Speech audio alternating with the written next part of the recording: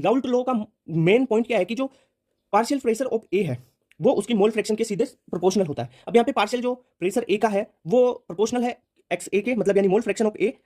अब यहाँ पे अपन एक प्रोपोर्शनल कांस्टेंट लगाते हैं पी नॉट ए। जो पी नॉट ए है ये प्योर फॉर्म में ए का पार्शियल प्रेशर है, प्योर फॉर्म में ए का पार्शियल प्रेशर है। अब ए क्या है भाई, ए सोल्वेंट है, बी सोल्यूट है। इतनी बात तो मैं पहले भी बता चुका हूं, सोल्वेंट और सोल्यूट का मामला चल रहा है सॉल्यूशन में। ओके, पी बी बराबर P not B x B हो जाएगा। अगर पूरे टोटल सॉल्यूशन की बात किया जाए, पीएस निकाला जाए यानी पी टोटल निकाला जाए तो P A plus P B होता है। ये आ गया आपके पास फॉर्मूला, क्यों, पीएस बराबर P not A x A plus P not B x B. इतनी बात क्लियर होगी। जो राउल्ट लॉ होता है ना, ये हेनरी लॉ का एक स्पेशल केस ही तो है भाई। उसमें क्या बोला था, पार्शियल प्रेशर सीधा प्रोपोर्शनल किसके होता है, सोल्यूबिलिटी के।